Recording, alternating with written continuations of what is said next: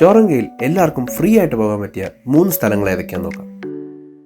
Hi guys, എൻസൻ Malayali ഓൺലൈനിന്റെ പുതിയൊരു വീഡിയോയിലേക്ക് എല്ലാവർക്കും സ്വാഗതം. ആദ്യമായി ടൊറങ്കക്കാരുടെ സ്വകാര്യ അഹങ്കാരമായ മൗണ്ട് മാംഗനോയ്, ടൊറങ്കയുടെ നോർത്ത് ഈസ്റ്റ് സ്ഥിതി ചെയ്യുന്ന ഒരു ചെറിയ ടൗൺ. ന്യൂസിലൻഡിലെ തന്നെ ഏറ്റവും മനോഹരമായ ബീച്ചുകളിലൊന്ന്.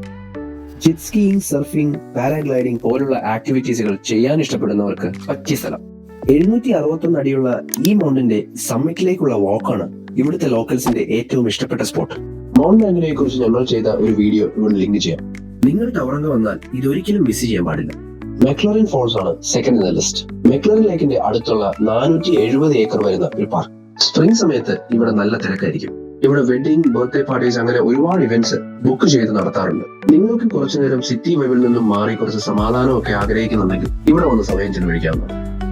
ടൊറങ്കോയിൽ നിന്നും ഹാമിൽട്ടൺ പോകുന്ന വഴി 400 മീറ്റർ മാറി അകത്തേക്കാണ് ഈ സ്ഥലം. Last but not the least, third in the list is the Punakaiki park. ടൊറങ്കോയിൽ നിന്നും വൈഹി പോണ റൂട്ടാണ് 80 ഏക്കർ ലാൻഡ് ഏരിയയുള്ള ഈ സ്ഥലമുള്ളത്. ഇതൊരു വോളണ്ടിയേഴ്സ് റൺ പാർക്കാണ്. അതുകൊണ്ട് തന്നെ അവർക്ക് ഒരുപാട് ഡൊണേഷൻസ് ആവശ്യമുണ്ട്. ഇതിപ്പോഴും ഡെവലപ്മെന്റിലുള്ള ഒരു സ്ഥലമാണ്.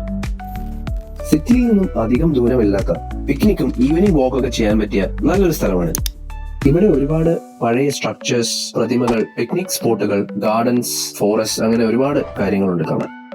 നിങ്ങളും ഡൊണേഷൻസ് കൊടുക്കാൻ ആഗ്രഹിക്കുന്നുണ്ടെങ്കിൽ ഇപ്പോൾ സ്ക്രീനിൽ കാണുന്ന ലിങ്കിലൂടെ അത് നിങ്ങൾക്ക് ചെയ്യാം. അപ്പോൾ ഇതുപോലത്തെ നല്ല നല്ല വീഡിയോസിനായി പ്ലീസ് സബ്സ്ക്രൈബ് അവർ ചാനൽ. ഈ വീഡിയോ ഇഷ്ടമായിട്ടുണ്ടെങ്കിൽ ഇത് ലൈക്കും കൂടെ ചെയ്തേക്കുക. അത് ഞങ്ങളെ ഒരുപാട് ഹെൽപ്പ് ചെയ്യും. അപ്പോൾ അടുത്ത വീഡിയോ കാണുമ്പോഴേക്കും നന്ദി, നമസ്കാരം.